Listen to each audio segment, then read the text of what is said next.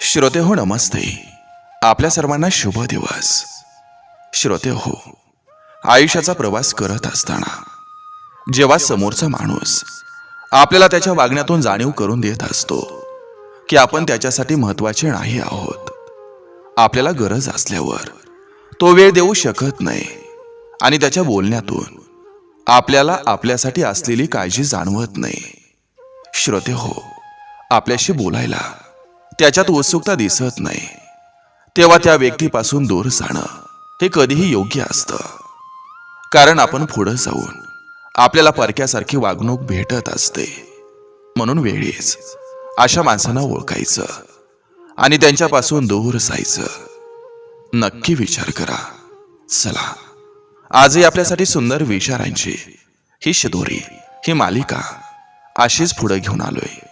श्रोते हो, आपण नवीन असाल आणि आपण अजूनही हा यूट्यूब चॅनल सबस्क्राईब केला नसेल तर प्लीज चांगल्या गोष्टीसाठी सपोर्ट म्हणून हा यूट्यूब चॅनल सबस्क्राईब करा.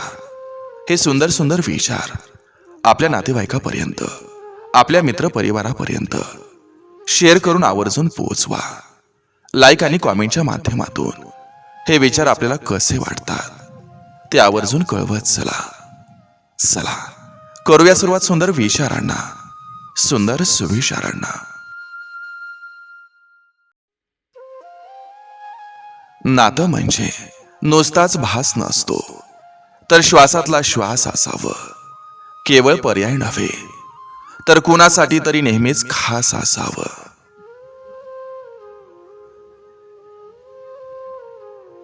मन मारून जगण्यापेक्षा मन भरून जगा, कारण इथला मुक्काम कधी संपेल सांगता नाही येत.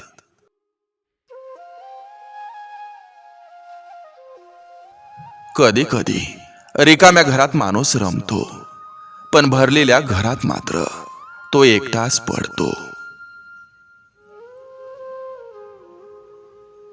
श्रीमंताबरोबर गरिबांचीही ओळख ठेवावी, कारण गरीब तिरडीला खांदा देतो आणि श्रीमंत डायरेक्ट स्मशानभूमीत येतो.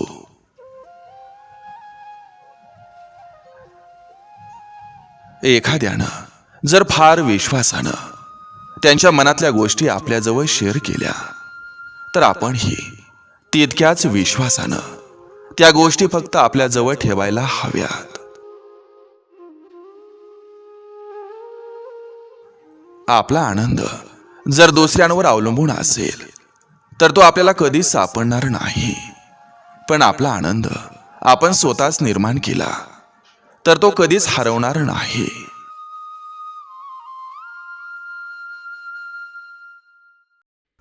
आपण आधार शोधतो, लोक गरज समजतात.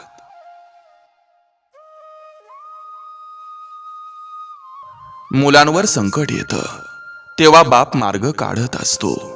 म्हणून बापावर संकट आल्यावर मुलानं बापासोबत राहून लढायचं असतं. ज्यांना स्वप्न पाहायचे असतात त्यांना रात्र मोठी हवी असते, आणि ज्यांना स्वप्न साकार करायचे असतात त्यांना दिवस मोठा हवा असतो.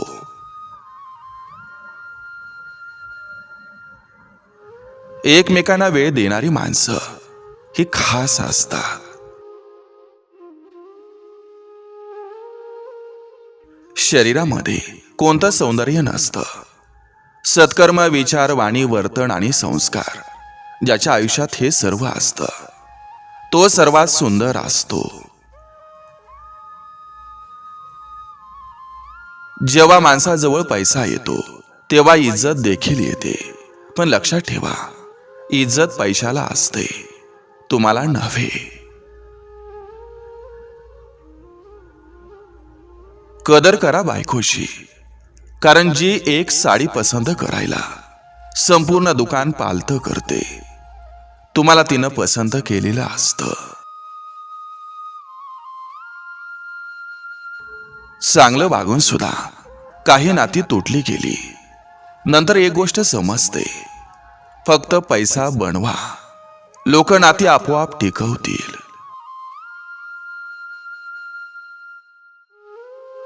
जेव्हा माणसाचा खिसा रिकामा होतो तेव्हा नाण्याच्या अगोदर नाती खिशातून घरगळून जातात. लोक आपल्याला नावं ठेवण्यात व्यस्त राहतील. आपण आपलं काम करण्यात व्यस्त राहायचं, कारण जेवढं व्यस्त तेवढं जिंदगीत मस्त.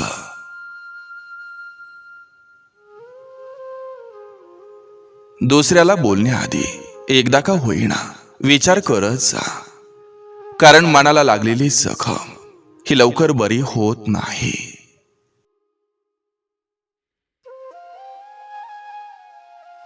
प्रत्येक गोष्ट ही मनाला लावून घेणं हा सुद्धा एक मानसिक आजार आहे. त्यामुळे जास्त कोणी काय बोलायला लागलं की त्याचंच त्याला त्याच्याच भाषेत परत करता आलं पाहिजे. एखाद्याला आपली किंमत कळाली नाही म्हणून नाराज नाही व्हायचं, कारण गाढवाला गुळाची चव नसते.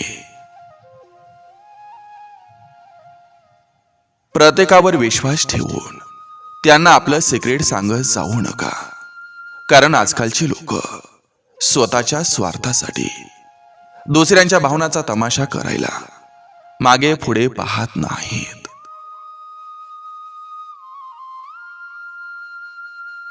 आयुष्यात सर्वात मोठं सुख म्हणजे एक प्रामाणिक मित्र, जो पैशाने नाही तर नशिबाने मिळत असतो, म्हणून त्याला कधीच गमवायचं नसतं.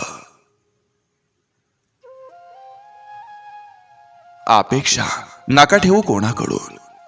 ही दुनिया मतलबी आहे. काम असेल तर गोड बोली आहे, आणि एकदा का काम झालं की ओळख द्यायला सुद्धा महाग आहे.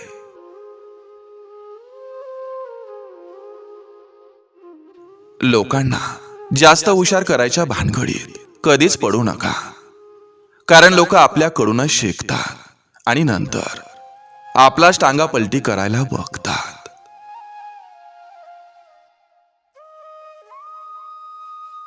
गोड फळ देणाऱ्या झाडाला जशी जास्त दगड मारली जातात, तसंच सेम प्रामाणिकपणे आणि माणुसकीनं वागणाऱ्या माणसाला लोक त्रास देतात. हसण्याची संधी मिळाली तर मन मोकळं हसत जा, कारण हे आयुष्य कोणत्या क्षणी रडवेल हे सांगता नाही येत. त्यामुळं जेवढा आनंद मिळतोय तेवढा मनसोक्त घ्या.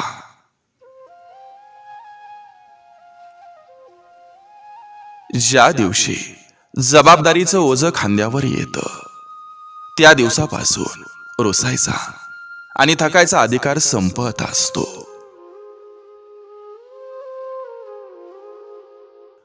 नातं सांभाळायचं असेल तर चुका सांभाळून घेण्याची मानसिकता ही असावी, आणि नातं टिकवायचं असेल तर नको तिथं चुका काढण्याची सवय नसावी.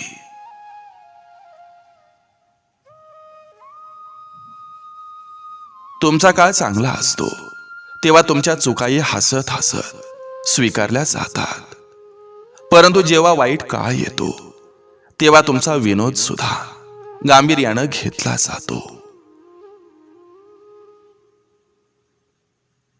आनंदी राहायचं असेल तर शांत राहायला शिका, कारण सुखाला गोंगाट केलेलं आवडत नाही.